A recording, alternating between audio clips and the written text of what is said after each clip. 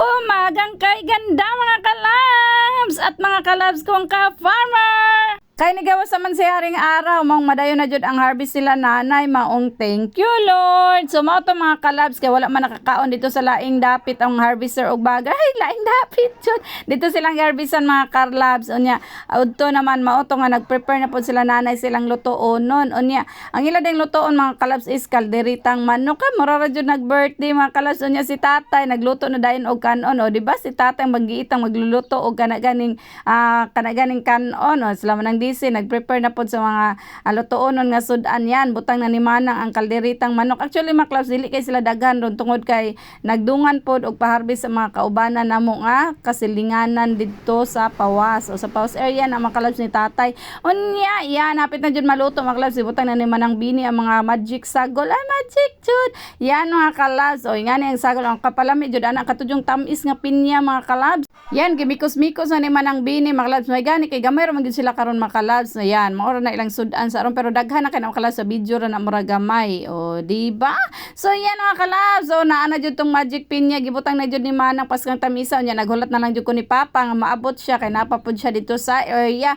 Yan gisugat na ko ni papa kay amo nang iyato dito sa mga tao ang ilang pagkaon. Yan. Unya pag abot namo mga kalabs kay dili sa daw sila mga on ila sa daw tiwason. So yan. Ayha daw sila mga on mga kalabs. So manon lang laki gamay na lang man ang wala na human. So while waiting sila mga class video sa tadari sa kanaganing kalibutan. Ay kalibutan dyan sa kaumahanday mga kalabs.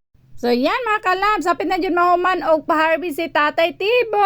O kay Tatay Tibo ni mga kalabs ha. Ato dyan ni kanunay ikorek kay basig ka na ganing maalaan ta. Pero abin niyo mga kalabs, pag naagoy ka nang mo comment ay kadako sa imong kaumahan. Mingon ako thank you Lord. Kay nga nang ningon kog thank you Lord mga kalabs. Kay declaration man ko na siya mga kalabs niya, dili na to na siya pugngan kay basidig maabot ang adlaw ihatag ra gyud na siya sa Ginoo ang tanan, di ba? Mokugi mga laga ra gyud tagtarong sa Ginoo.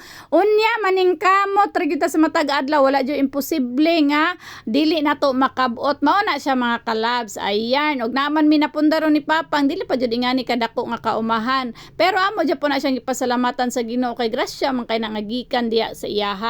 Siyempre, kanang amo po nang gihimo nga kana ganing inspirasyon po ang amo ang Tatay Tibong mga kalabs kay kana ganing sa iyang pagkasimple nga tao iya ganing naabot kung unsay naa siya karon. So mo na mga kalabs nga mahimo pod ming simple nga kanang tao nga sama pod kay tatay. So ana na siya mga kalabs nga kana ganing dili ta manghambog kung unsay naa sa tua magamay man na umudako kay dili man na tua kun dili gipiyal ra jud na siya sa Ginoo. So yan mga kalabs, og sa tanan nga kana ganing gusto pod makaangkon og mga panalangin mga laga na jud tagtarong sa Ginoo mga kalabs. Unya ato ra jud na siya nga kanaganing ubanan pod sa pagkugi. So yan mga kalabs, na amo ang bus tatay kanunay tanatan-ag jud siya mataw. Hapit na jud mahuman mga kalabs og ready to eat na jud sila. Eat 4 plus 4 equals 8. O mga una gyud mga kalabs. Kay medyo udto na gyud. So yan mga kalabs, mga una gyud ang mga kanaganing hauler, mga bagger ug ang driver mga kalabs. Unya sa mga nakuta na nga man daw dili sila among ginapahukad.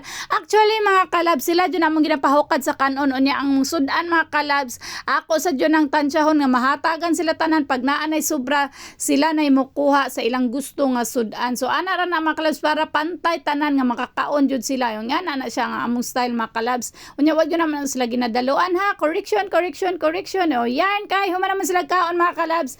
Banat na pud sila kana kulang man ang karga sa truck mga kalabs. So kanaganing harvest pagka ugamay aron kanaganing dili sayang ang ilang biyahe. So yan ang kaniday mga hauler.